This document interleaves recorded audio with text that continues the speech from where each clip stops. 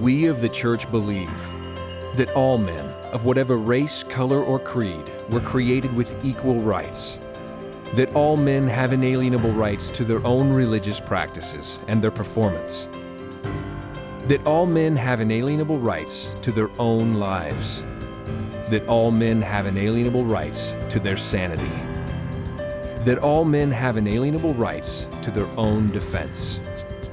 That all men have inalienable rights to conceive, choose, assist, or support their own organizations, churches, and governments. That all men have inalienable rights to think freely, to talk freely, to write freely their own opinions, and to counter or utter or write upon the opinions of others. That all men have inalienable rights to the creation of their own kind. That the souls of men have the rights of men. That the study of the mind and the healing of mentally caused ills should not be alienated from religion or condoned in non-religious fields. And that no agency less than God has the power to suspend or set aside these rights, overtly or covertly. And we of the Church believe that man is basically good, that he is seeking to survive, that his survival depends upon himself and upon his fellows, and his attainment of brotherhood with the universe. And we of the Church believe that the laws of God forbid man to destroy his own kind, to destroy the sanity of another, to destroy or enslave another's soul, to destroy or reduce the survival of one's companions or one's group. And we of the Church believe that the spirit can be saved, and that the Spirit alone may save or heal the body.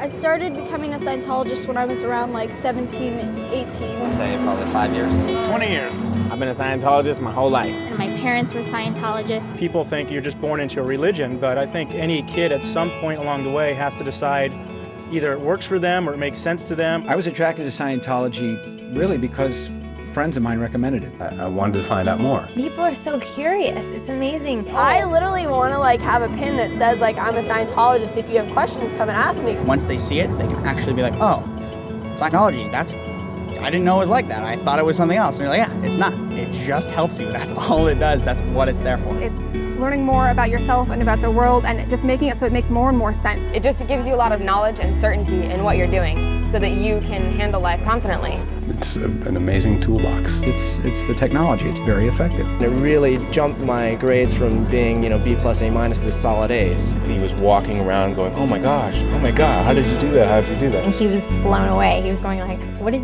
what just happened? Because you're helping someone with something that they never, ever, ever thought they would fix. It's just doing the right thing, basically. Being a Scientologist is basically being someone who helps. Pretty much any natural disaster that happens, there are Scientologists that are helping. 9/11, the tsunami. We were in downtown New Orleans. I was helping firemen and policemen. Passing out 20-pound rations of ice and food, and you're just not sleeping. Just helping the soldiers who were there and who hadn't slept in 2 weeks. And I wasn't just standing there looking or gaping. I was doing something. I was helping people. If you actually help somebody and they go, thank you, you helped me, there's no better feeling than that. Part of Scientology is being responsible for the world around you. It's like you feel obligated, right? Yeah, you have to. It's to help others. It's one of the most rewarding things that you can do is help somebody. He was getting off drugs and things were better. And to know that I was able to help him meant a lot to me because it's somebody that I care about. Scientology has helped me. It's helped my friends. You use your own integrity and what you believe is what you believe. Whatever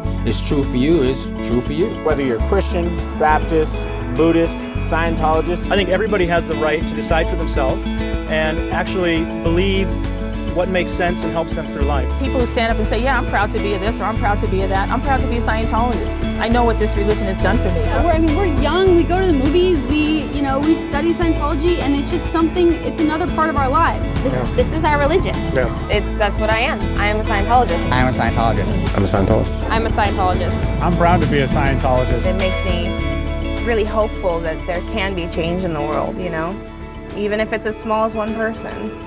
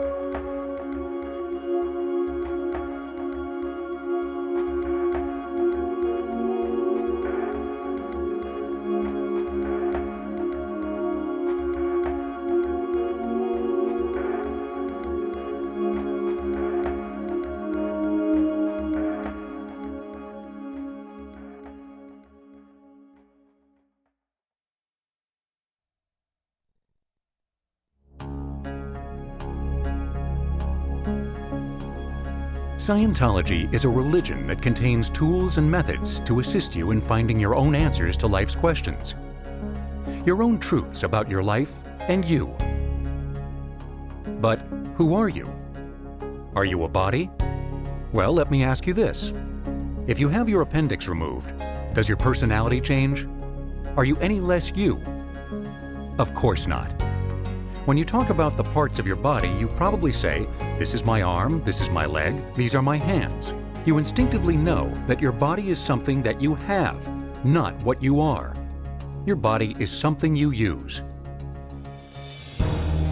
So if you're not your body, what are you? Your mind? Well, first, what is the mind? Your mind is something you use to figure things out. It is far more accurate than any computer. It has a memory bank containing pictures, all the memories of everything that's ever happened to you. When you think of something, you get a picture of it. But if you can see these pictures even when your eyes are closed, then what is it that's looking at the pictures? It's you. You are a being, an intelligence, a consciousness, that part of you that is aware of being aware. In Scientology, we use the word thetan. The term thetan is taken from the Greek letter theta, which has long served as a symbol for thought or spirit. We use thetan to avoid confusions with other concepts and beliefs regarding the soul or spirit. It isn't something you have. You wouldn't say, my thetan. You'd simply say, me. You have a body, you have a mind. You are a thetan. Scientology offers tools you can use to increase your abilities and reach your full potential in life. For the subject of Scientology is you.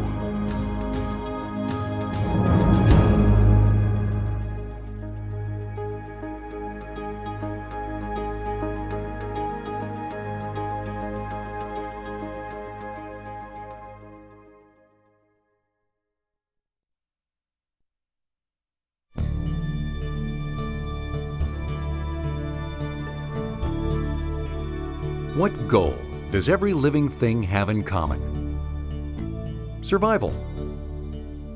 You are trying to achieve the highest level of survival possible, for as long as possible. As one looks out across the confusion which is life to most people, you will find that life can actually be subdivided into 8 parts, or 8 urges toward survival. In Scientology, these are called the dynamics. The first dynamic is self. This is the effort to survive as an individual, to be an individual. It includes one's own body and one's own mind. It is the effort to attain the highest level of survival for the longest possible time for self. The second dynamic is creativity. This dynamic contains the family unit and the rearing of children, as well as anything that can be categorized as a family activity. Creativity is making things for the future, and the second dynamic includes any creativity. The third dynamic is group survival. This is the urge to survive through a group of individuals or as a group. The fourth dynamic is species. This is the urge toward survival through all mankind and as all mankind. The fifth dynamic is life forms. This is the urge to survive as life forms and with the help of all life forms. It is the effort to survive for any and every form of life. It is the interest in life as such. The sixth dynamic is the physical universe, or MEST. MEST stands for matter, energy, space, and time, which are the component parts of the physical universe. It is the urge to survive of the physical universe, and with the help of the physical universe, and each one of its component parts. The seventh dynamic is the spiritual dynamic, the urge to survive as spiritual beings, or the urge for life itself to survive. The eighth dynamic is the urge toward existence as infinity. The eighth dynamic is commonly supposed to be a supreme being or creator. Correctly defined as infinity, it actually embraces the allness of all. It is represented here by the symbol for infinity. The dynamics could best be represented as a series of concentric circles, wherein the first dynamic would be the center, and each new dynamic would be successively a circle outside it. The basic characteristic of the individual includes his ability to expand into the other dynamics. But only when the seventh dynamic, the spiritual dynamic, is reached in its entirety will one discover the true eighth dynamic, the creator. A person is at his best and his happiest when he is surviving well in every area of his life. Scientology is for use and has workable technology for you to increase your survival across all dynamics.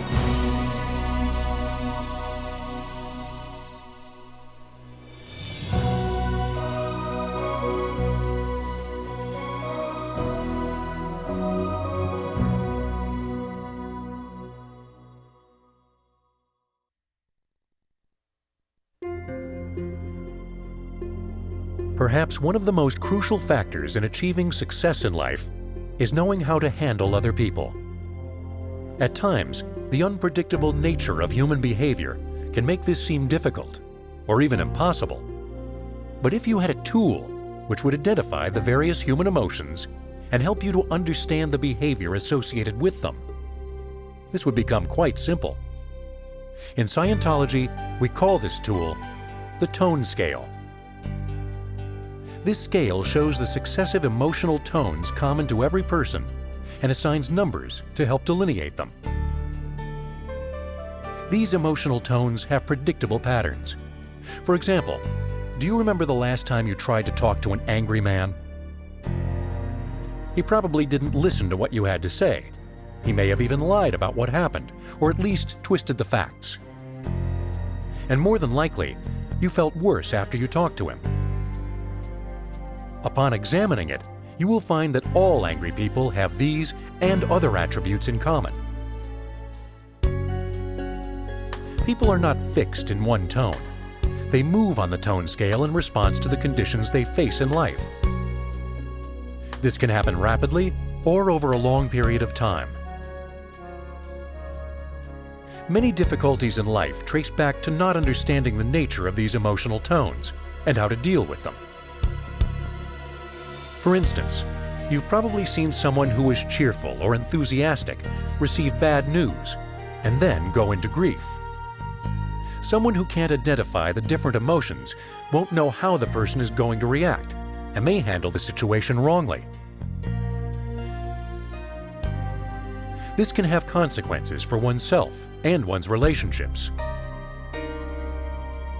By knowing what emotion you are seeing and what emotion you should in turn express, you will be able to communicate in any situation, no matter how difficult. The tone scale is of enormous value in life and handling interpersonal relations by taking the mystery out of human behavior.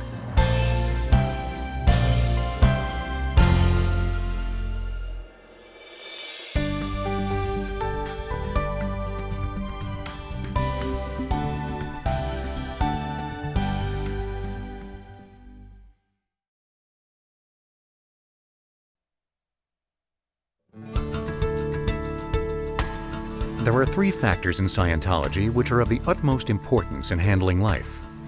These three factors help you find answers to questions such as, how do I improve relationships? How can I explain my ideas to people? How do I handle my work better? We call these three factors in Scientology the ARC triangle. ARC is a word made from the initial letters of affinity, reality, and communication. By affinity, we mean emotional response. We mean the feeling of affection or lack of it. By reality, we mean the solid objects, the real things of life, the things which we agree are real. By communication, we mean an interchange of ideas between people. These three terms are interdependent one upon the other, and when one drops, the other two drop also. Can you remember a person who pushed you away when you felt affectionate? What was your immediate reaction to them? Were you in agreement with what they did? Did you feel like communicating more or less? Can you see how one of these points lowering affected the others? Well, reversely, when one rises, the other two rise also. It is only necessary to raise one corner of this triangle to raise the other two. Affinity and reality exist to further communication, and altogether, these form understanding. This triangle is the keystone of living associations. It is the common denominator of all life activities. Its use means a greater understanding of life itself.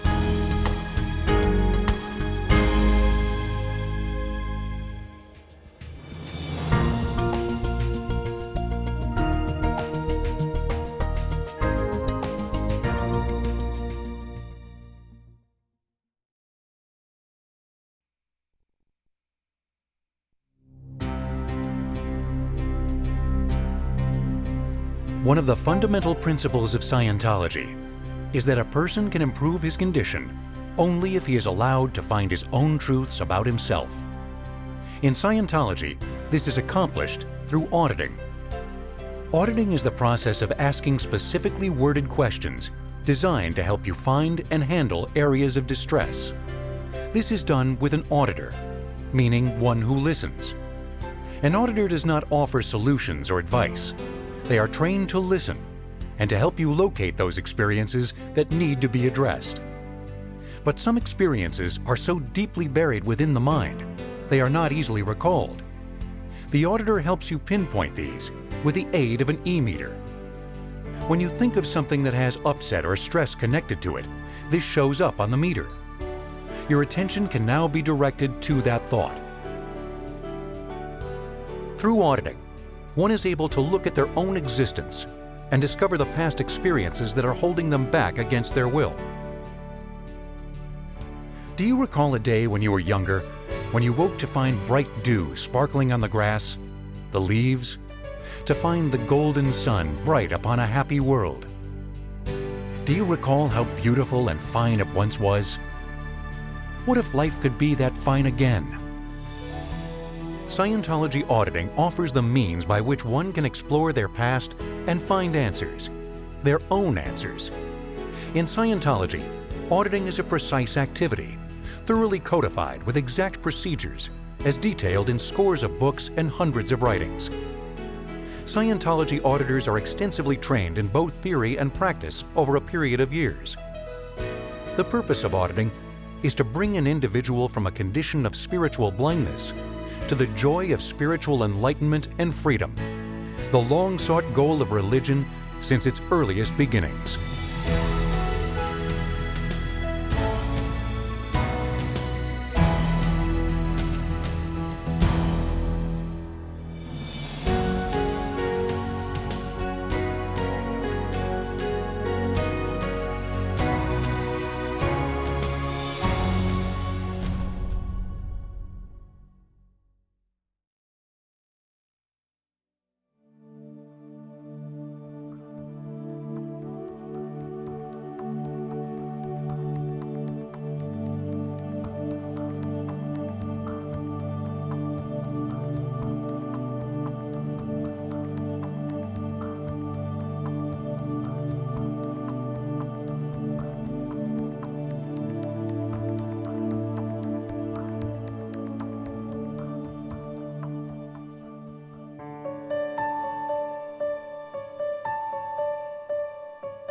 What is greatness? The hardest task one can have is to continue to love his fellows despite all reasons he should not. And the true sign of sanity and greatness is to so continue. For the one who can achieve this, there is abundant hope. For those who cannot, there is only sorrow, hatred, and despair. And these are not the things of which greatness, or sanity, or happiness are made. A primary trap is to succumb to invitations to hate. True greatness merely refuses to change in the face of bad actions against one, and a truly great person loves his fellows because he understands them. After all, they are all in the same trap. Some are oblivious of it, some have gone mad because of it, some act like those who betrayed them. But all are in the same trap. The generals, the street sweepers, the presidents, the insane. They act the way they do because they are all subject to the same cruel pressures of this universe. Some of us are subject to those pressures and still go on doing our jobs. Others have long since succumbed and rave and torture and strut like the demented souls they are. We can at least understand the one fact that greatness does not stem from savage wars or being known. It stems from being true to one's own decency, from going on helping others whatever they do or think or say, and despite all savage acts against one, to persevere without changing one's basic attitude toward man. To that degree, true greatness depends on total wisdom. They act as they do because they are what they are, trapped beings, crushed beneath an intolerable burden. And if they have gone mad for it and command the devastation of whole nations in errors of explanation, still one can understand why and can understand as well the extent of their madness. Why should one change and begin to hate just because others have lost themselves and their own destinies are too cruel for them to face? The real lesson is to learn to love. He who would walk scatheless through his days must learn this: never use what is done to one as a basis for hatred. Never desire revenge. It requires real strength to love man, and to love him despite all invitations to do otherwise, all provocations and all reasons why one should not. Happiness and strength endure only in the absence of hate. To hate alone is the road to disaster. To love is the road to strength. To love in spite of all is the secret of greatness, and may very well be the greatest secret in this universe.